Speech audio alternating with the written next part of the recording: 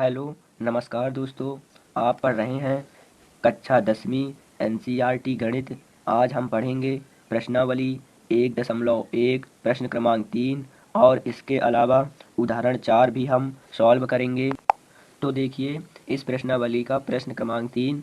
किसी परेड में 616 वाली एक सेना आर्मी की टुकड़ी को 32 सदस्यों वाली एक आर्मी बैंड के पीछे मार्च करना है। मार्च करना का मतलब होता है कि उनके पीछे पीछे चलना है।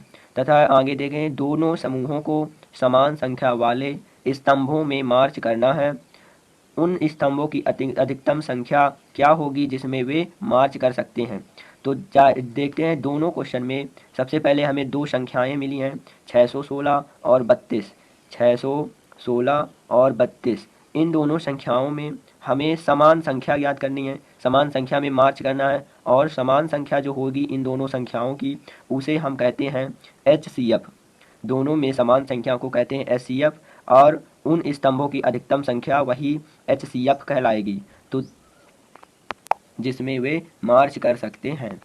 तो देखिए हमने यहाँ लिखा, स्तंभों की अधिकतम संख्या ज्ञात करने के लिए 616 और 32 का HCF ज्ञात करना होगा। और HCF ज्ञात करने के लिए हम पिछले वीडियो में पढ़ चुके हैं यूक्लिड विभाजन प्रमेयिका। तो इसमें हम यूक्लिड विभाजन प्रमेयिका का प्रयोग करके HCF निकालेंगे। और यदि आप चाहें तो अभाज्य गुणनखंड विधि से निकाल सकते हैं, लेकिन अभी इस प्रश्नावली में हम यूक्लिड विभाजन प्रमेयिका ही लगाएंगे। आगे प्रश्नावली में ये अभाज्य गुणनफल विधि है तो उससे निकाल सकते हैं। तो सबसे पहले यूक्लिड विभाजन प्रमेयिका लगाने के लिए इसमें देखेंगे 616 और 32 में कौन सी संख्या बड़ी है। तो लिखेंगे यहाँ 616 जो संख्या है वह 32 से बड़ी है, तब इसमें हम यूक्लिड विभाजन प्रमेयिका लगाएंगे। तो देखिए हमने लिखा, इसलिए यहाँ 616 बड़ी संख्या 32 है, इसलिए हम 616 और 32 पर यूक्लिड विभाजन प्रमेयिका लगाते हैं। तब जो बड़ी वाली संख्या 616 है वह बराबर होगी 32, तथा इन दोनों को भाग करने के बाद जितना भागफल आएगा गुणे में लिखेंगे, तथा शेष फल जो बचेगा उसे प्लस में यहाँ पर लिख लेंगे यूक्लिड विभाजन प्रमेयिका के अनुसार। तो देखिए हम इसका 616 और 32 का भाग करते हैं, 616 भागे 32। तो इसका 32 का भाग करेंगे तो 32 दूनी 64 ज़्यादा हो जाएगा, तो एक बार जाएगा 32 एकम 32, और इसे घटाएंगे तो एक उधार लेंगे, 11 बनेगा, 11 में 2 गए 9, और ये 5 में 3 गए 2 बचेंगे तो बचा 29। लेकिन ये 6 जो है तो यहाँ पर जहाँ कितना उतारेंगे 6, तो 296 हो जाएगा। और 32 का फिर से 296 में भाग करेंगे तो 3 का पहाड़ पड़े तो यहाँ 27, यहाँ 3, तो 3 नमा 27 होता है, यानी लगभग 9 बार जाएगा। तो 9 का 32 में देखते हैं कितना आएगा, 9 दूनी 18 की 8, हासिल आए 1, 9 त्रिक 27, 1 28, 288, बिल्कुल सही है। फिर इसमें घटाएंगे तो यहाँ बचेगा, एक उधारी 16 में 8 गए 8, और यहाँ 8 में 8, 2 में 2 चले गए खत्म, बचेगा 8, यानी 19 बार भाग करने पर 8 शेष फल बचता है। तो यहाँ पर भागफल लिखेंगे 19 तथा शेष फल 8। अब यहाँ देखिए जो 8 है यह तो शून्य के बराबर अभी हुआ नहीं, इसलिए अब फिर से हम यूक्लिड विभाजन प्रमेयिका लगाएंगे 32 और 8 पर। तो देखिए हमने लिखा, चूंकि शेषफल जो 8 है वह शून्य के तो बराबर है नहीं, तो इसमें जो नया भाजक है 32 और शेषफल 8, इनमें फिर से हम यूक्लिड विभाजन प्रमेयिका लगाएंगे। तो देखिए हमने यहाँ लिखा, इसलिए भाजक 32 और शेषफल 8 पर यूक्लिड प्रमेयिका लगाते हैं। अब यहाँ विभाजन लिखा नहीं, हम ये भी लिख सकते हैं, ये सही होगा, विभाजन लिखें या नहीं लिखें। तो देखिए इसमें यूक्लिड प्रमेयिका लगाते हैं तो क्या होगा कि यहाँ जो बड़ी संख्या 32 है, तब यहाँ पर लिखें, तब जो बड़ी संख्या 32 है वो बराबर होगी छोटी वाली संख्या 8 के, तथा इन दोनों को भाग करने के बाद जितना भी भागफल आएगा तथा जितना शेष फल आएगा, यहाँ पर गुणे में भागफल और प्लस में शेष फल लिखेंगे। तो रफ में कर लेते हैं भाग हम। तो देखिए भाग करेंगे 32 भागे 8, तो 8 को 32 से भाग करेंगे तो 8 चौके 32, और यहाँ पर 32 में 32 घटाएंगे तो कुछ नहीं बचेगा, यानी शेष फल शून्य होगा। तो यहाँ पर 4 बार भाग गया है और शेष फल कितना है, शून्य। अब जब शेष फल शून्य आ चुका है तो इसके बाद यूक्लिड विभाजन प्रमेयिका का खेल अब खत्म। अब सिर्फ इसमें अब अंत में लिखेंगे कि जब चूंकि जीरो शेषफल जो है शून्य के बराबर हो चुका है, अतः जो अंतिम या फिर इस स्थिति में जो भाजक है वही क्या कहलाएगा, HCF। तो देखिए हमने लिखा, यहाँ शेषफल शून्य आ गया है और इस स्थिति में भाजक जो है 8 है, तब इसमें जो लिखेंगे हम, तब यहाँ पर जो HCF होगा वो दो संख्याओं का कौन कौन सी, 616 और 32 का जो HCF है HCF किसका 616 तथा 32 का जो HCF है वह कितना होगा 8 के बराबर। और ये जो हमें निकालना था स्तंभों की अधिकतम संख्या, तो वही स्तंभों की अधिकतम संख्या क्या होगी 8। तो देखिए हमने यहाँ पर लिखा है तब जो है HCF 616 और 32 का वह 8 के बराबर होगी, और 8 में यही क्या कहलाएगी अधिकतम संख्या स्तंभों की। तो देखिए हमने अंत में लिखा अतः स्तंभों की अधिकतम संख्या 8 होगी। तो इस प्रकार आपको यह सवाल सॉल्व करना पड़ेगा। इसके बाद उदाहरण 4 देखते हैं।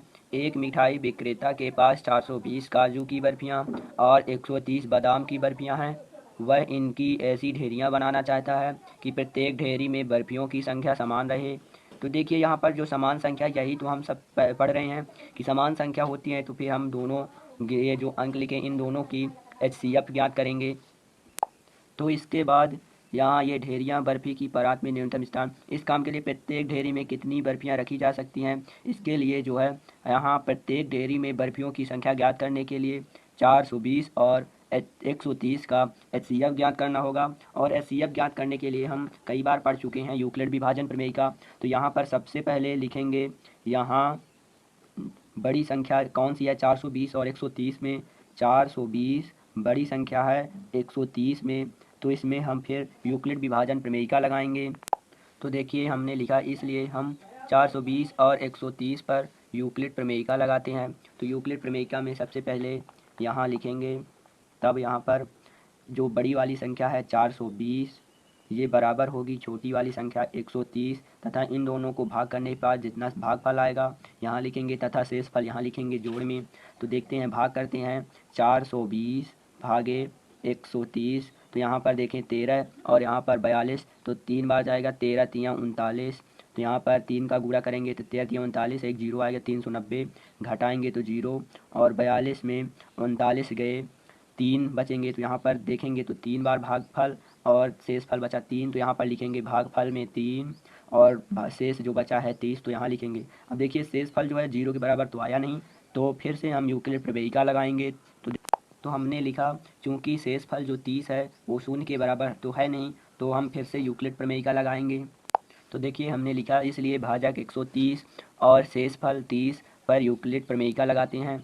तो इसमें तब यूक्लिड प्रमेयिका लगाएंगे तब क्या होगा कि जो बड़ी संख्या है 130 वो बराबर होगी छोटी वाली संख्या 30 के, तथा इन दोनों में भाग करने के बाद जो भागफल आएगा गुणे में लिखेंगे और शेषफल को जोड़ में। तो सबसे पहले हम इसे भाग कर लेते हैं, तो भाग करेंगे 130 और 30 का, तो लिखेंगे 130 भागे 30। तो इसका भाग करने के लिए देखिए 3 चौके 12, तो 4 बार जाएगा, हो जाएंगे ये 120, और 130 में 120 घटाएंगे बचेंगे 10। तो इसमें देखेंगे कि भागफल आया 4 और शेषफल 10, तो यही हम लिखेंगे यहाँ पर भागफल 4 तथा शेषफल आया है 10। अब शेषफल जो 10 है यह तो 0 के बराबर है नहीं, तो फिर से यूक्लिड प्रमेयिका लगाएंगे। तो देखिए हमने लिखा चूँकि शेषफल जो है 10 वो 0 के बराबर तो है नहीं, इसलिए हम नए भाजक 130 और नए शेषफल 10 पर यूक्लिड प्रमेयिका लगाते हैं। तो क्या होगा यूक्लिड प्रमेयिका लगाने पर, यहाँ लिखेंगे तब यूक्लिड प्रमेयिका से बड़ी वाली संख्या जो है क्या 30, तो इसे 30 लिखेंगे, तथा छोटी वाली संख्या जो है 10, तो इसमें 10 का भाग करेंगे, तो जितना भी भागफल आएगा वो गुणे में लिखेंगे तथा शेषफल जो आएगा तो यहाँ लिखेंगे। तो चलिए सबसे पहले भाग कर लेंगे 30 और 10 का, तो लिखें 30 भागे 10, इसका भाग करेंगे तो 10 तियाँ 30, 3 बार में पूरा भाग चला जाएगा और कुछ नहीं बचेगा, यानी शेषफल 0 हो जाएगा। तो भागफल 3 आए तो यहाँ पर गुणे में लिखेंगे 3, और जो शेषफल 0 आए तो यहाँ पर जोड़े में लिखेंगे। अब चूँकि ये शेषफल जो है 0 आ चुका है, तो आगे अब यूक्लिड प्रमेयिका नहीं लगेगी। यही जो भाजक आया है इस स्थिति में, तो वही क्या कहलाएगा HCF, और वही समान संख्या होगी बर्फियों की ढेरी लगाने की। तो देखिए हमने लिखा यहाँ शेषफल 0 आ गया है, तथा इस स्थिति में जो भाजक है वो 10 है। तो 10 जो हमें पूछा गया था सवाल में, इसलिए लगाएंगे जो HCF है, HCF दो संख्याओं का 420 और 130, 420 और 130 का जो HCF है वह होगा अंतिम भाजक यानी 10। तो यही हमारा आंसर हो जाएगा जो हमें पूछा गया था कि प्रत्येक ढेरी में कितने बादाम और काजू के बर्फियाँ की ढेरी लगा सकते हैं, तो होंगी 10। तो देखिए अंत में हमने लिखा अतः प्रत्येक ढेरी में 10 बर्फियाँ रखी जा सकती हैं। यही आपका आंसर होगा। तो आशा रखते हैं आपको ये दोनों क्वेश्चन आसानी से समझ में आ गए होंगे। तो इस वीडियो को प्लीज़ लाइक करें तथा 10वीं के छात्र के साथ इस वीडियो को और इस चैनल को बताएं, शेयर करें तथा इसके बाद इस वीडियो को लाइक और सब्सक्राइब करने के बाद इसे शेयर भी करें। Thank you so much.